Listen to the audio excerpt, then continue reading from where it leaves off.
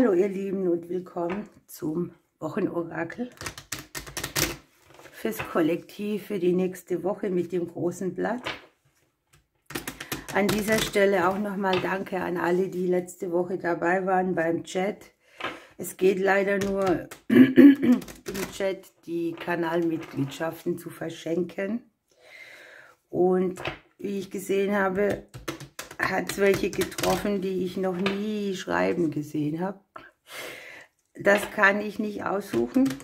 Das macht YouTube. Aber ich werde trotzdem nicht aufhören damit. Wenn ich schon was verschenken kann, dann verschenke ich es auch. Und die, wo es jetzt trifft und die wollen das nicht, wie gesagt, ich kann es nicht aussuchen.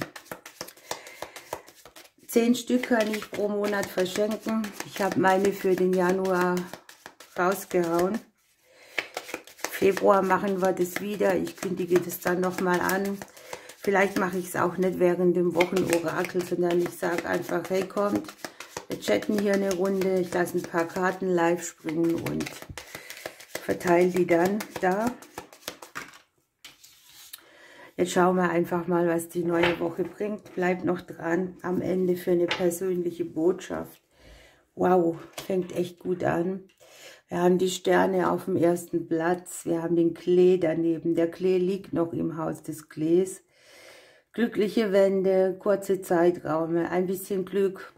Wirklich so eine Kombi, wo man auch mal Glück hat, Glück empfindet. Das Alltagsglück, die Dinge, die lange gebraucht haben. Die Dinge, wo, ich sage mal, lange Prozesse auch dran hingen. Es geht hier viel darum, den Grund neu aufzubauen, das Fundament zu stärken, den Boden zu pflegen, auf dem wir uns bewegen.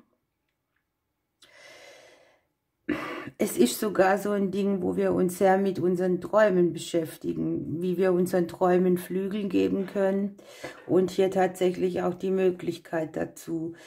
Hier kommen auch Nachrichten, die Klärung bringen, Nachrichten, die Glück bringen.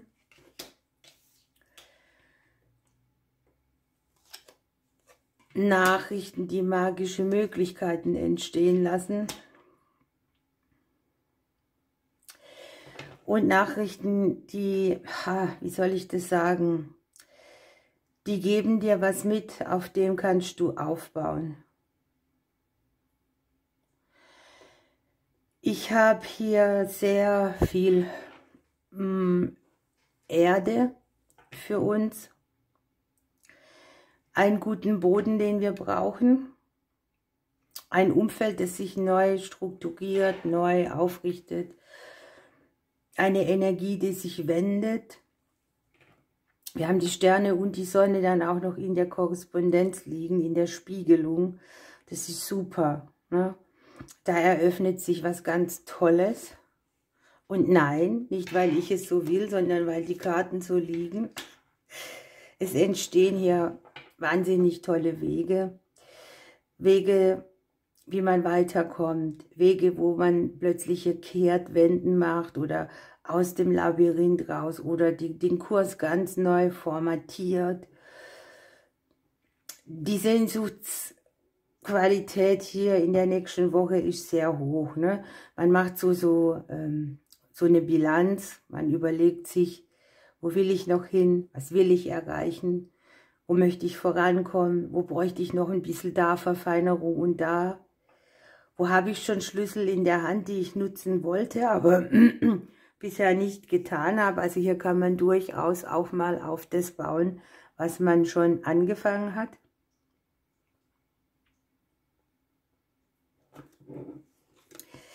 Die Entscheidungen, die hier liegen, die Wege, die wir hier gehen, liegen hier wie ein Geschenk. Verbunden mit dem Klee können es auch mehrere Themen sein. Der gute Stern überstrahlt das ganze Kartenblatt. Möglicherweise ist man hier viel unterwegs die nächste Woche. Das Thema Geld wird eins. Verstrickungen mit dem Thema Geld. Weiterkommen in finanziellen Themen. Ich sehe irgendwie hier auch 2 kleine Möglichkeiten. Eine Ersparnis, eine Erleichterung Überall da, wo man vielleicht gedacht hat, hier lege ich drauf. Im Januar ist immer alles teuer. Also hier eine gute Qualität, dass sich etwas Kleineres zu unseren Gunsten entwickelt.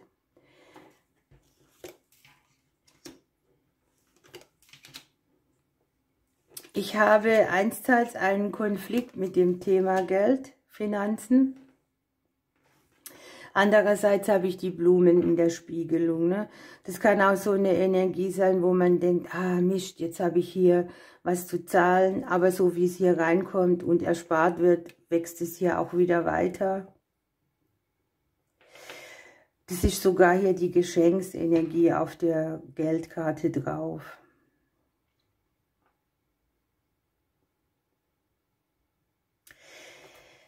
Ja, was jetzt hier auffallend ist, ich warte mal gerade noch, ich suche eine bestimmte Karte.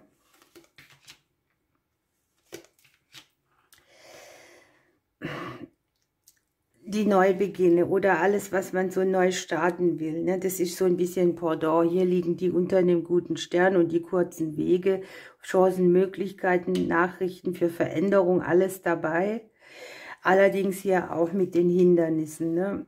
Hier kommen so ein paar Umwege, ein paar Verstrickungen. Die Berufskarte an sich, die Dinge, an denen wir arbeiten, liegt auch noch im Haus der Hindernisse. Also alles, was da neu begonnen wird, liegt auf dem Weg, im Haus des Weges. Auch die neue Möglichkeit im beruflichen Bereich. Es kann hier über den Arbeitskollegen oder Freund irgendein Angebot auch kommen, möglicherweise auch ein kleineres, eine gute Chance, eine neue Option. Andererseits dann hier halt auch wieder die Blockaden und die Verstrickung. Es kann sein, dass man mit anderen irgendetwas zusammen verstrickt hat. Und wenn ich jetzt nur von mir rede, würde ich die nächste Woche nicht mit einer weiblichen Person mich zusammentun, wenn es um die Finanzen geht, beruflicher Art. Also nicht kooperieren mit jemandem. Der hätte mir hier vielleicht einsteils ein gutes Angebot, aber andererseits hat es irgendwie ein...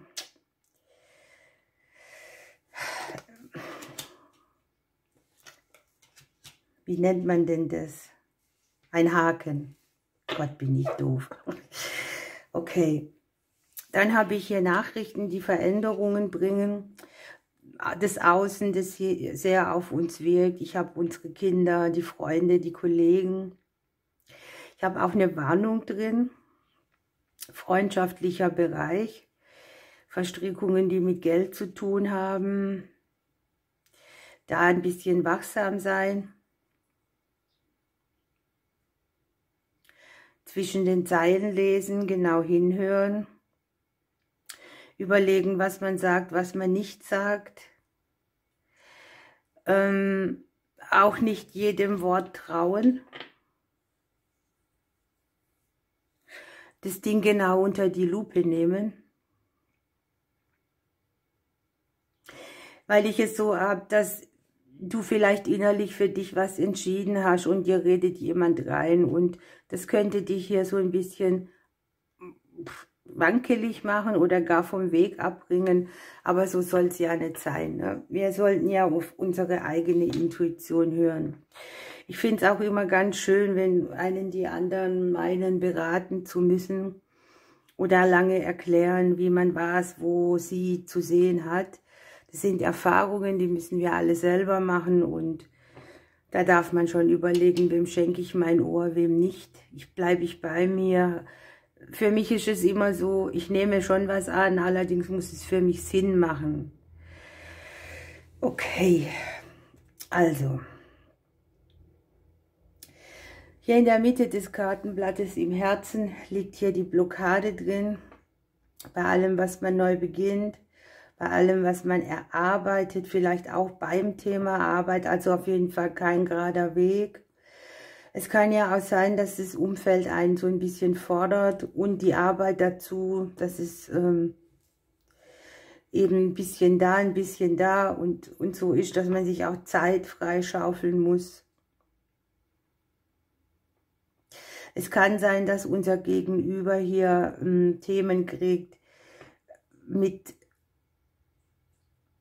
Ex-Beziehungen oder mit Elternthemen, wo es um Haus und Geld geht, eventuell auch so irgendwelche Behördendinge, die damit zu tun haben, behördliche Unklarheiten. Allerdings liegt hier im Haus der Behörden die Lilie drin, also da kann für Harmonie geschafft werden. Es kann hier um Geld gehen, um Gelder der Family oder auch um Gelder, wenn du zum Beispiel unterwegs bist, ne, beim Fahren, beim Unterwegssein, was da so entstehen kann. So, dann habe ich in unserem Herzen drin den Reiter. Etwas bewegt sich, etwas möchte kommuniziert werden, das Herz möchte eine Chance ergreifen, kriegt sie auch. Vielleicht steht für ein oder andere eine Herzensentscheidung an. Unser Unterbewusstsein zeigt uns viel auf, spricht mit uns über verschiedene Wege.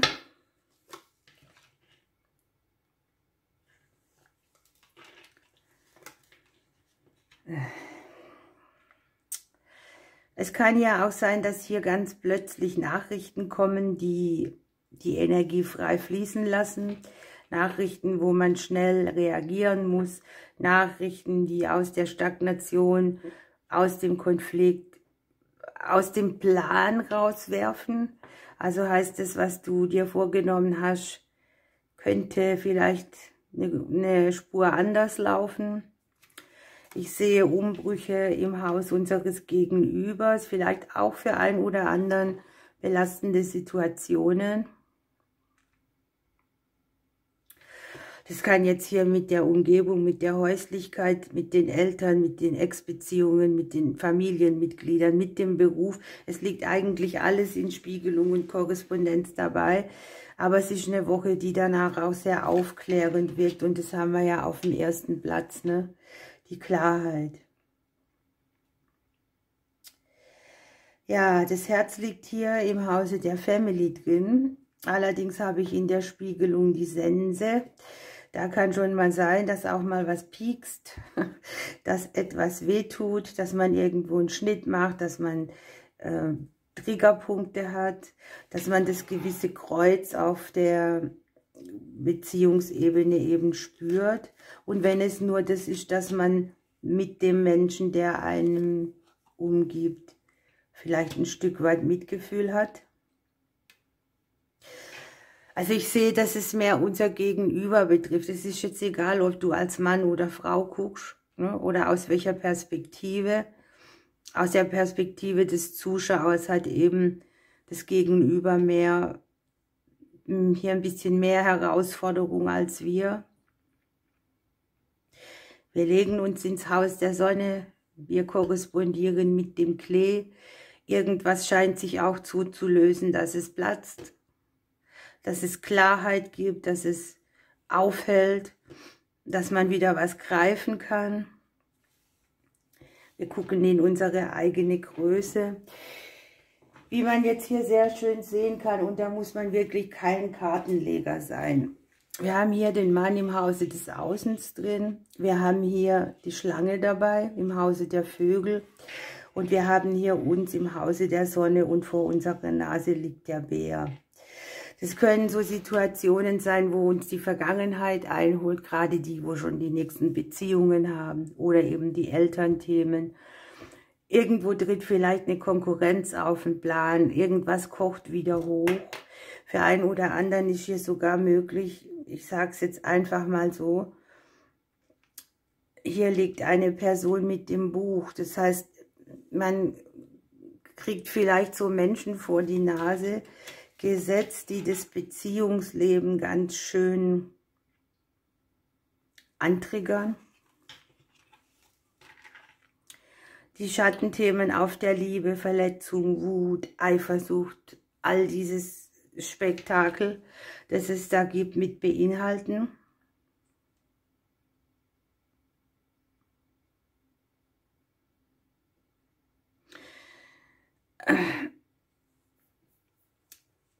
geht hier darum, im Prinzip das Beziehungsmuster anzugucken, dass man sich hier über lange Zeit aufrecht gebaut hat, ein Gerüst, etwas, was lange so bestanden hat, was akzeptiert wurde, was nicht verändert werden wollte, weil es einfach so dahin geflutscht ist.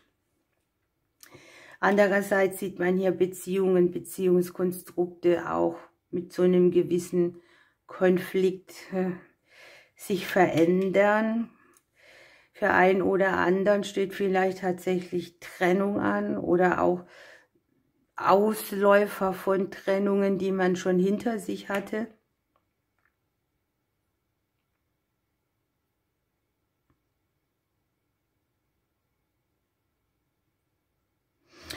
Nichtsdestotrotz, auch wenn dieses Bild hier nicht jetzt so wunderbar ist und ich hoffe, es trifft niemand, hier sind sehr viele Verlustthemen mit dran. Ne? Es kann auch sein, man verarbeitet, ne? Schnelles Ende oder man verarbeitet Verletzungen aus Verlusten von der Family, also sprich Eltern oder so. Und das Gegenüber spiegelt einem das sehr, oder es ist auch Realität, auch das mag sein. Alles dient im Prinzip der Veränderung für die liebevolle Beziehung, die jetzt nicht von Schatten so erdrückt wird oder von Themen, die einen nicht schlafen lassen. Kann übrigens die nächste Woche schon auch sein, dass wir so ein bisschen grübeln bis in die Nacht hinein oder dass die Nächte nicht so toll sind, weil die Seele sehr mit einem spricht.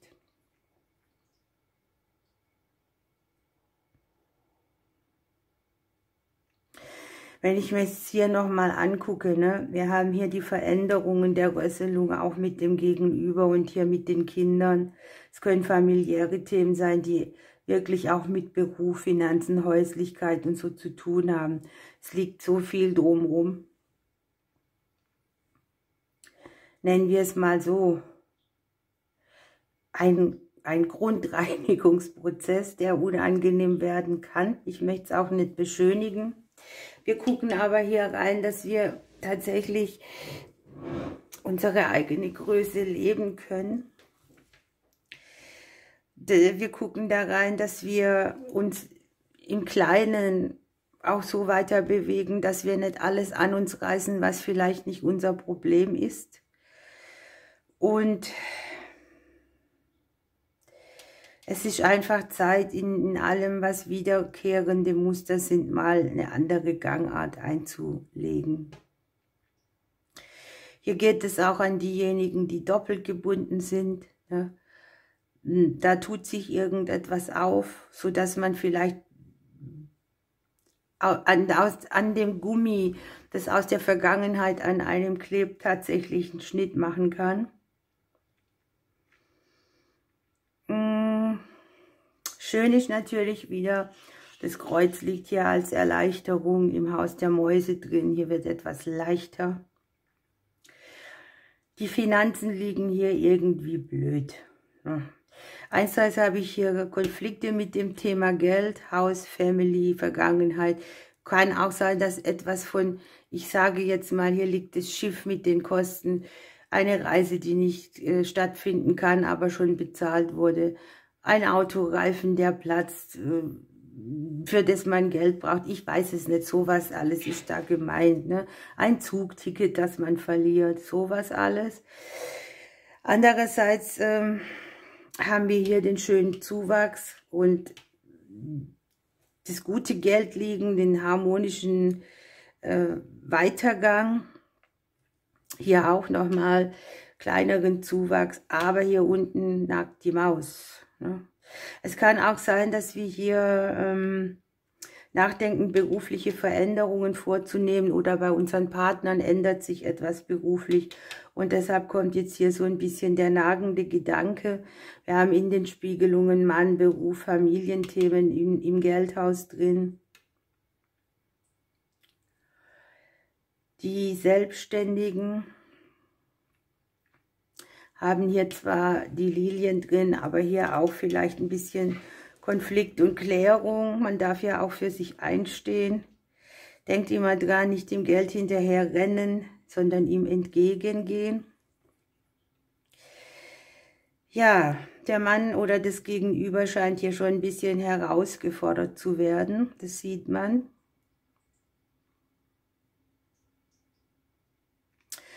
Selbst wenn du keinen Partner hast, wirst du hier Ausläufer spüren von deinen vergangenen Partnerschaften oder aber auch von dem Beziehungskonstrukt, das du bisher gelebt hast, das dir jetzt aufgezeigt wird durch das Außen, durch die Familie. Guckt euch das mal an, durch die Familie. Der Wolf ist mir rausgefallen. Da geht es tatsächlich um Familienthemen. Da ist es ja immer so, wir können ganz gechillt leben, ne? Wenn irgendwas ist mit dem Partnersfamilie oder mit unseren Kindern, dann kann das ganz schnell zur Herausforderung werden. Es kann dann auch alle betreffen. Jeder macht sein eigenes Ding draus. Ne? Und es geht hier um den Zusammenhalt, um die Loyalität miteinander. Da geht es jetzt auch nicht drum, ob das deine eigene Familie ist oder die Wahlfamilie, die man im Leben hat, die oftmals auch die besseren sind, also für die in dieser Gruppe eben. Und es geht auch ein bisschen um Ahnenthematiken, Themen, die vordringen, das Beziehungssystem. Was hat man da gelernt? Und Wölfe sind halt im hohen Maß sozial und loyal. Jeder hat seinen Platz im Rudel. Der ganze Clan hat eine gewisse Struktur. Sie können sich mitteilen untereinander. Und die spielen auch als Erwachsene noch miteinander. Es geht darum, dass die Herausforderung, die hier liegt, die sehr klärend wirkt, die auch das Alltagsglück wieder mitbringt. Aber zunächst mal ist da halt eben so ein, ich kann es nicht anders nennen. Es geht, glaube ich, um das Zerbersten von einem Glaubensmuster, das alle triggert irgendwie, ne? So, ermutige die um dich rum sind, dass ihr euch gegenseitig unterstützt bei den Dingen. Macht mal wieder was Gemeinsames. Die Berufskarte ist ja auch so ein bisschen, also es geht nicht so doll um Familie und, um Geld und Beruf. Das sind Ausläufer hier. Die anderen Schauplätze sind so hoch oder so viel auch mit vertreten, dass wir hier zwar Veränderungen im Beruf haben, hier aber blockiert und in der Reihe auch voll ein bisschen Hindernisse und Konflikt auch dabei, ne? Andere hier, die überlegen sich tatsächlich beruflich etwas was rund gelaufen ist, zu verlassen oder ändern ihre Arbeitsverträge. Es kann auch das Gegenüber betreffen. Oder bei den Selbstständigen, dass irgendwas flöten geht, was man schon geplant hatte.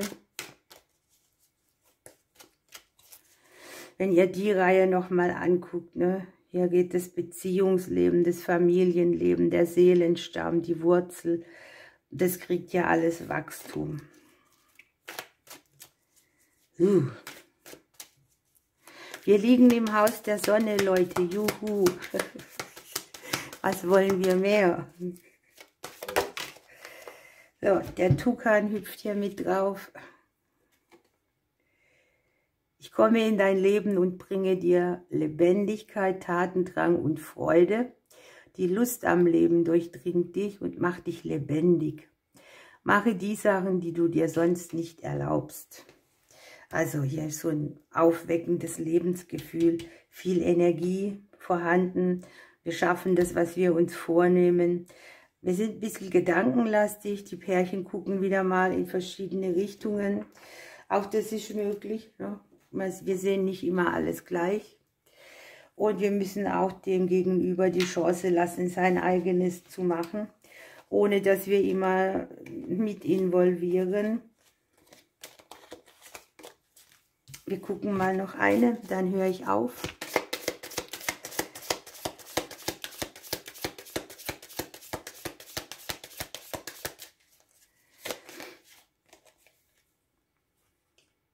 Ja, es braucht hier so ein bisschen Courage die nächste Woche und Stärke.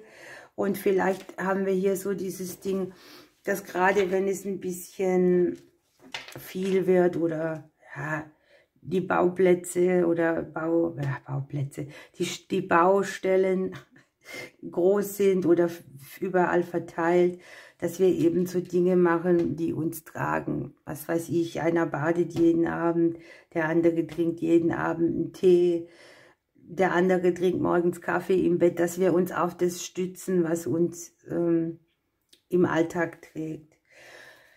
Ja, am Ende geht es nur darum, dass wir uns ganz fühlen, dass wir Blockaden überwinden, die wir an sich haben, mit dem Voranker gehen bei jemand, mit dem sich fallen lassen, mit dem Urglaube auch, dass man nicht tiefer fällt, sondern dass man gefangen wird. Ich wünsche euch eine wunderbare Woche. Ihr könnt noch dranbleiben für ein kleines Auswahlorakel. Ich drücke euch bis Sonntag. So, hier bin ich wieder. Schauen wir für einen Impuls noch für uns persönlich.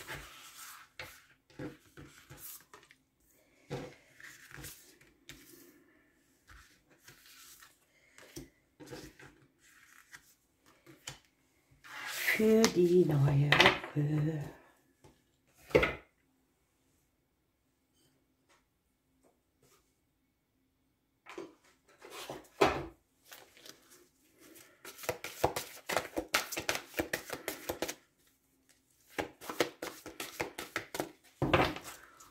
Guckt mal, die Karten passen voll zu meiner Deko. Ist jetzt aber wirklich Zufall. Okay.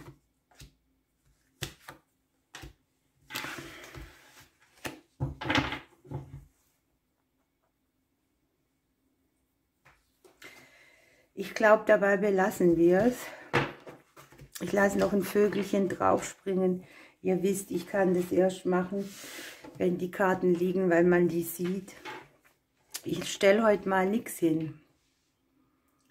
Ich würde diese Seite nehmen. Kommunikation mit der Natur, Blumenenergie, Feenenergie, Nachrichten aus dem Reich der Naturwesen. Ja, genau das ist das Gefühl vom Wochenorakel. Irgendwo fällt man in die Tiefe, aber auch gleichzeitig ein Sprung ins Ungewisse und ein großer Wechsel. Also wenn es hier irgendwie zu viel wird oder die Dinge, man fällt ja oftmals irgendwie hin, ne? Aber hier scheint es schon so ein bisschen zu sein, dass man auch Erde braucht, dass man den Kontakt zur Natur sucht, dass man so ein bisschen im Blinden rumtapst,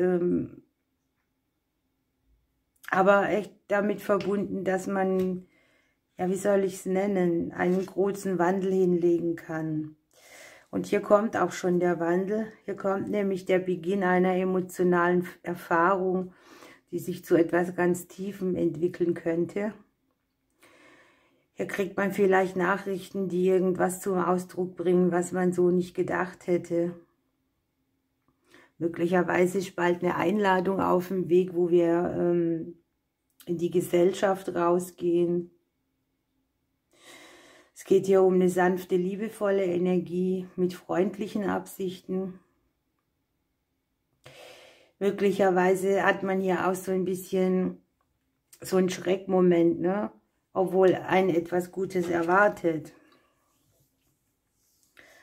Und hier haben wir auch nochmal, dass es ein neues Projekt gibt. Hier haben wir ja den Wechsel, das Fallen in irgendetwas hinein. Hier gibt es einiges zu lernen. Hier geht es um Wissen ansammeln. Und hier geht es auch um Dokumente aller Art, auf die man gut gucken soll. So, jetzt schauen wir mal mit den Vögelchen noch. Haben wir 2 gekriegt. Die Schwalbe. Ja. Ich kündige dir eine Zeit des Neubeginns und eine Wendung zum Guten an. Trostlosigkeit und Ängste dürfen mit meinem Flug von dir abfallen. Es könnte die Angst sein, ein neues Terrain zu begehen oder eine Sache auszuprobieren, die man nicht kennt. Und wir haben hier noch den Wellensittich. Ich bringe dir Lebendigkeit, Leichtigkeit, Herzensfreude und Vergnügen. Ich erinnere dich an die reine Freude am Dasein. Veränderungen im Privatleben und auch im familiären Umfeld kündigen sich an. Mir macht es persönlich ein bisschen, ja, dieses Gefühl des Fallens, das habe ich nicht so gerne. Aber wir haben hier halt eben einen Hinweis darauf. Ich wünsche euch eine schöne Woche für diese Seite. Gucken wir uns die andere Seite an. Dran denken, das sind immer nur Impulse.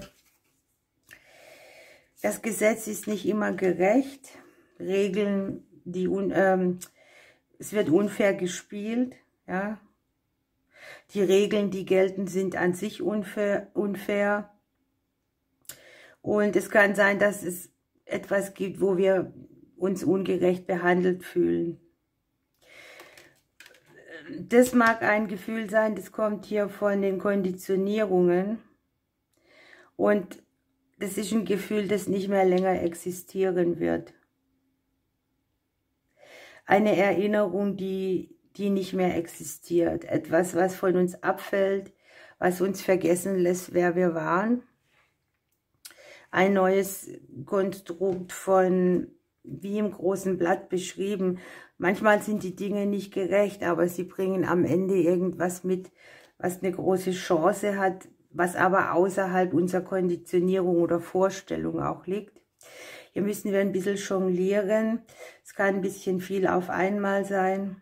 Es geht ums Gleichgewicht halten. Es kann auch sein, dass man auf mehreren Hochzeiten tanzen muss, weil es viel zu tun gibt. Und vielleicht muss man auch Multitasking an den Tag legen. Aber wenn du positiv bist, kannst du hier zum Erfolg kommen. Und auch hier sind wunderbare Neuigkeiten auf dem Weg. Neue Freunde, neue Gemeinschaften, gleichgesinnte Menschen, sich einander näher kommen. Vielleicht auch durch einen Drahtseilakt oder wo alle zusammen irgendwie was machen müssen. Und etwas geht zu Ende, etwas beginnt. Hier hat es sehr viel mit deinem neuen Ich zu tun. Mit etwas, was aus dem Ei schlüpfen will, was dich auch nicht länger begrenzt.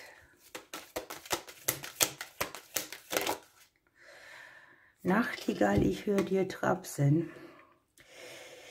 Ich bringe dir Liebe, Freude und Schwung ins Leben, gute Nachrichten und eine Verbesserung des Wohlbefindens stehen an. Die Wünsche deiner Seele werden erhört und wollen gelebt werden. Die Selbstliebe, aber auch die Zuneigung zu einem Partner erleben eine Zunahme.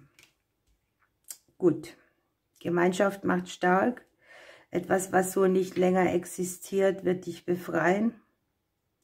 Auch wenn es manchmal nicht so gerecht ist, am Ende hast du die Antwort drauf. Ihr Lieben, ich wünsche euch eine wunderbare Woche. Ich drücke euch. Bis bald.